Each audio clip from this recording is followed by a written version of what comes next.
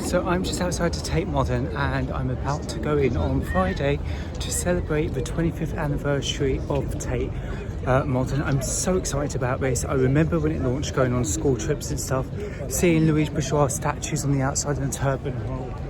I can see it's, I know it's one of the spiders going to be there. I don't know what to expect. I'm really excited. I've booked my weekend out to be focused around this place, and I'm guessing this is going to be actually a highlights video really, and then probably show you things up and coming later on that you can go and view and take. But let's go and have a look and explore the weekend together. So I'm getting so excited by what I can see entering. This is just so great.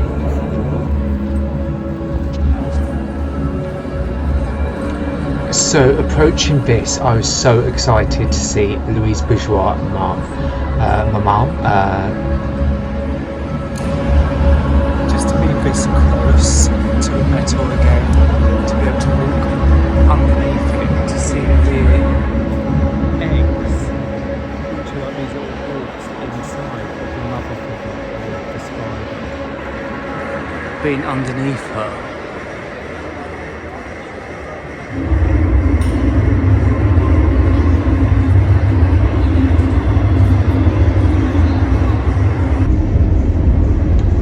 I'm completely ecstatic here and I can't stop looking at every single angle. The eggs I found out are made out of marble, and that is actually quite interesting with that composition of the metal as well, so something classical with something modern with the materials being used. It takes over this building. The spider is fantastic from every angle. When you walk over a bridge, to going up the escalator, to being on other floors, watching how people move, engage with it, and even when people don't engage with it, or it's a creepy spider up there on the escalator, it really just takes its presence. And I was so excited by every moment of this and seeing it in every single angle. Even the people not engaging with it still become part of the performance. Now we're going on to another part of the actual exhibit where this was people being marked for their height during the period of the anniversary. I did get this done on the third day, but I didn't get it done on the first because there was a lot to do, to be honest. But this was going on. It was quite interesting to see the small heights as well as the high heights, obviously from children to adults, and the multiculturalness of age groups that would come to the Tate. It was really lovely to see displayed in this. Also a nice twist on when we're children and we do get our height put up on the wall. This was a DJ playing, and it hadn't quite livened up yet, but you could see it was starting. You're going to come back to us a bit later. I wanted to explore, and it was so overwhelming with choices and things to do. So I first went into this in the tanks and had a look at this particular artist, where I really like the casting of the shadows from these small figures made out of, I believe, bronze. But what I found interesting is like these feet as actually the base holding on to these figures that give this abstract straight shape of a figure. And then when you look at this far one, this almost looks like a walker, and on the bottom of the actual minifigures they all have the feet, so they're miniature versions of these bigger ones that you can see here capturing the space. And there you can probably see it's a walker, and then it's a foot there, so it's a lot of elements with feet. And it was interesting to see this particular artist as well. There was so much going on, and it still is so much going on, and I feel this 25th anniversary has really brought the Tate Modern back alive again, and I'm so excited about this. This particular room was a temporary exhibit which I was hoping would be there for longer, because I went back and it wasn't there, but it was pictures and photography of rave culture. This was the artist, if you'd have just paused there, and I will go back to them as well, because what they did, they had a DJ set. But going on into this room I really loved, because it had these lamps with plants growing. I was trying to work out, do I put the lights on in the evening, because it's no natural windows or lights, these are literally in tanks. It's like, how is this going to work? These bits in the middle, these were giant sculptures of actually metal carved out or welded, I'm not sure, but with these like grips joining them together, as you can see here, turning them to these massive sheets which also turn into panels, and it was really beautiful, almost with a soundscape going on around it, with the music, the glass, the blue glass, and the watercolours projected onto the walls as well.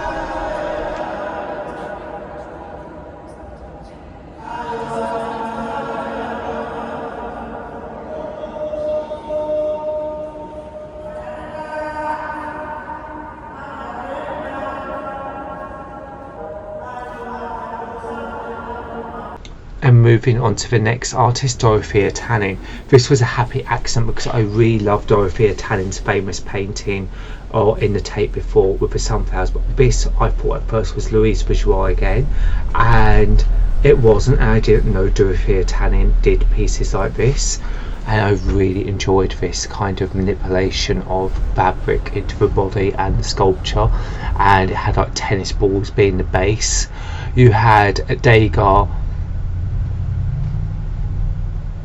with this beautiful sculpture of a teenage ballet dancer, and the poise and the expression is something I've always really liked in this one. It's slightly haunting, it's slightly creepy,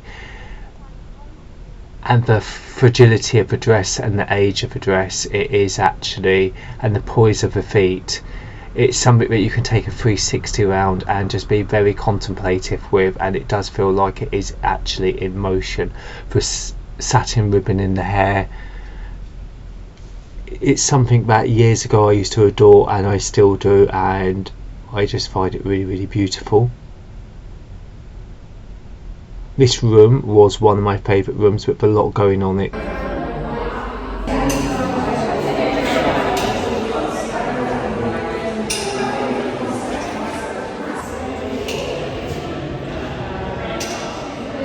So traditionally Matisse is not known for these kind of pieces, it's more of a collage kind of bits. And you can still see this approach within the colour and the way it's applied with the oil paint. This was a piece that was a nude study in blue, done around 1890, 1900, and I think it's just quite striking, and you can see it's just over here, just on us as well. So it's a really beautiful room with a layout with other work as well. And just to see that there and there.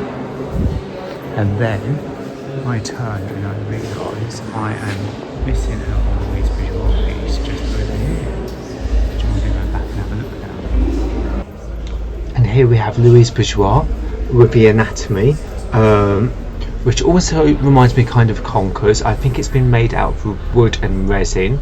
But that kind of piercing going through it with it hanging always makes me go ugh.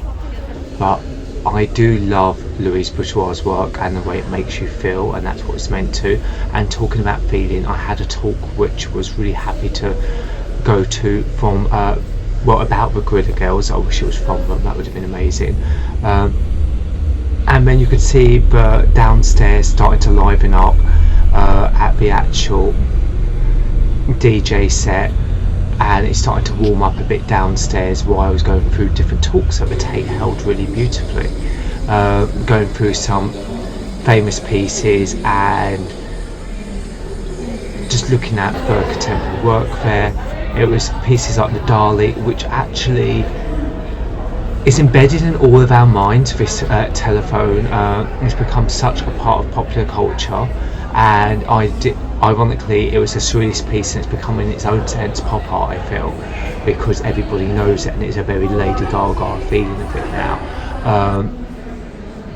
Going to this particular artist, which was a new artist for me, and I got drawn to the dog bed, the absence of a dog, and then to read that actually the lining had been hand painted.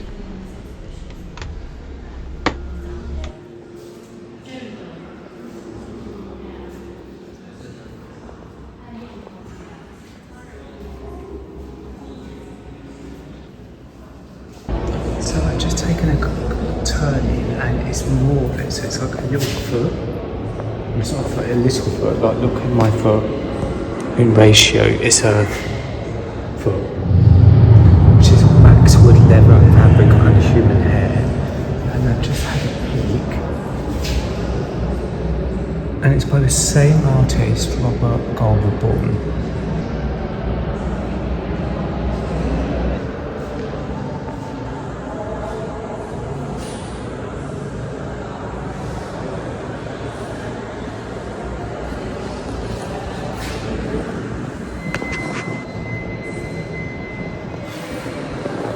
So it's like these sinkholes, and then obviously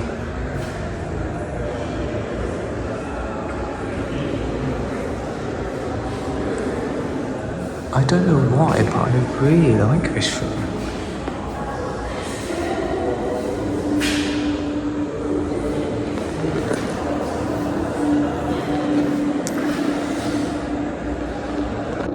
I'm like really fascinated. I don't know why. And I want to know like why the sinkholes are here. And it's not just that strategically placed one, but it's just like here as well.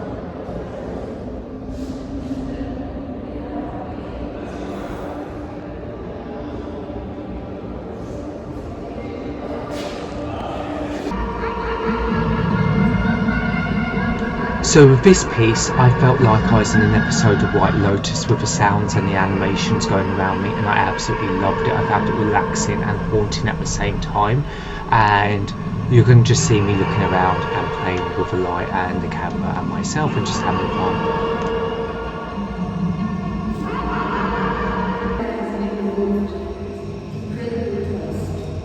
She senses that the vagina is moving between the thighs, legs, and thighs. Sees her breast and understands that indeed she has been made upright. Her breasts are getting warm. The little storm. Her wing.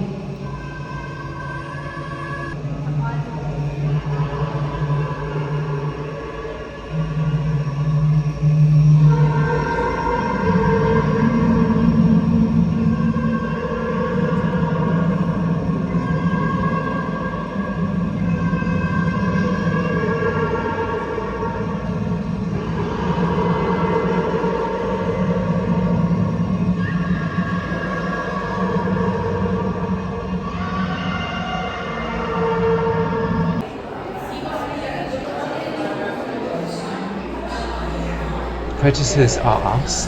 This piece was a take on plastics, and I noticed straight away the alien thing.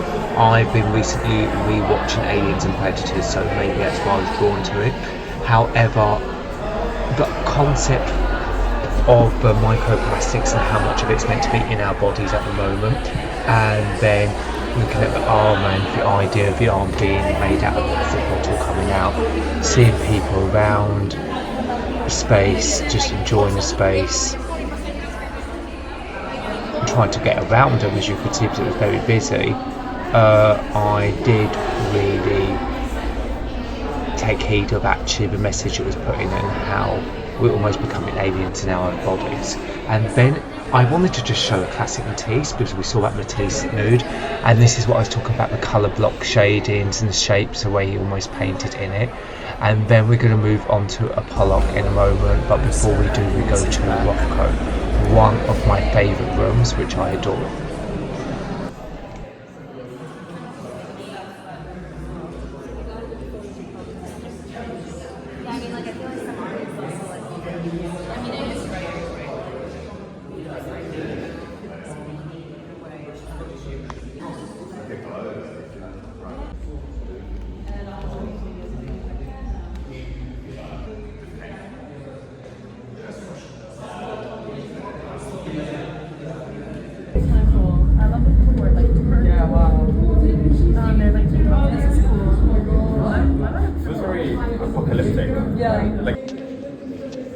So you can see the party's going, and I'm looking at Rothko at the moment and just moving in onto Pollock and loving this composition of the paint splatters, the movement, the energy, and I just felt it was kind of interesting that Rothko painted with music and Pollock has this almost like dance-like symphony of how he expresses himself through paint, and you saw those people dancing down there, which is why I showed you this. And then I just passed the Man Ray.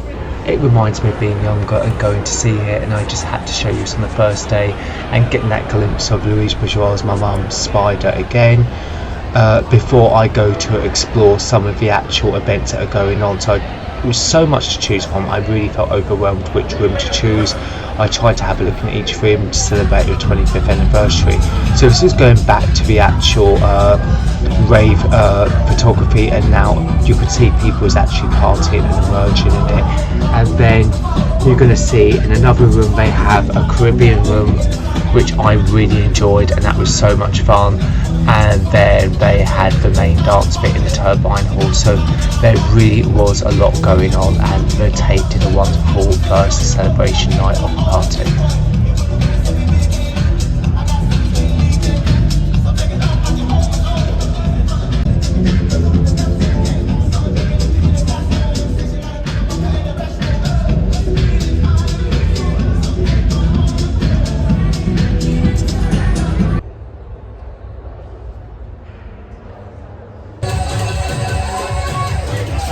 Everybody hands up and go. Jump it up together, together. Jump it up together, together. Jump it up together, together. Jump it up together, together.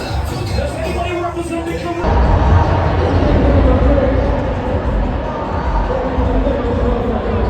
So that is the Saturday roundup of day one. It's been really good. I just came in the evening. I've already got things planned that I want to do tomorrow evening here on Saturday. So I'm gonna show you there.